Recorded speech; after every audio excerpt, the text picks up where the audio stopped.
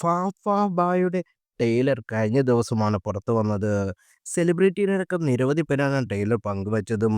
Vineeth Sreenivasan, Dan Sreenivasan, Saleem Kumar, ദേവൻ, മോഹൻലാൽ തുടങ്ങി നിരവധി പേരാണ് ട്രെയിലർ കാണുന്നത്.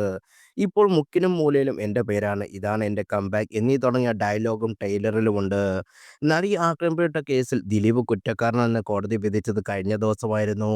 ക്രിമിനൽ ഗൂഢാലോചനയുണ്ടെന്ന് മഞ്ജു പറഞ്ഞപ്പോൾ മുതലാണ് ഈ കേസിൽ എന്നെ പ്രതി ചേർത്തത്. എൻ്റെ കരിയറും ഇമേജും കുടുംബവും തകർക്കാനായിരുന്നു കേസെന്ന് ചേർത്താണ് എന്ന് ദിലീപ് പറഞ്ഞത്. കുറ്റാരോപിതന് പിന്നാലെയാണ് ഈ പുതിയ ചിത്രം ഫാഫാബായുടെ ട്രെയിലർ പുറത്തു വന്നത്. എജ്ജാതി ട്രെയിലറാണ്, ഒരു രക്ഷയുമില്ല.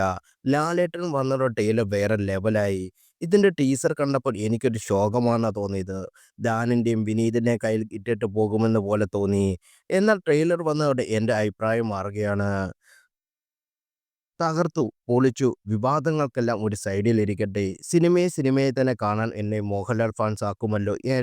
ഏട്ടനനിയനുള്ള ദിലീപ് എന്തായിരിക്കും ഇതുവരെ കാത്തിരിച്ചിരിക്കുന്നതെന്നും വെറുതെ ആയിട്ടില്ലെന്ന് തന്നെ പറയാം. ചേട്ടനും അനിയനും ബോക്സ് ഓഫീസ് കത്തിക്കുന്ന പുറപ്പാടിലാണ്. ആ മോഹൻലാൽ ഭ്രാന്തനാണ്.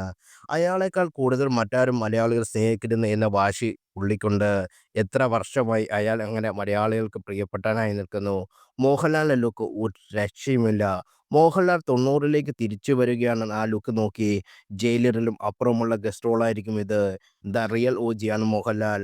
ഓരോ ഡയലോഗും ഈ ദിവസത്തിനേക്ക് വേണ്ടി കരുതി വച്ചിരുന്നത് പോലെ തോന്നി. എജ്ജാതി ഐറ്റം, ലാലേട്ടൻ കൊണ്ടുപോയി തുടങ്ങിയ പ്രതികരണങ്ങളാണ് ഈ വീഡിയോയ്ക്ക് താഴെ വരുന്നത്.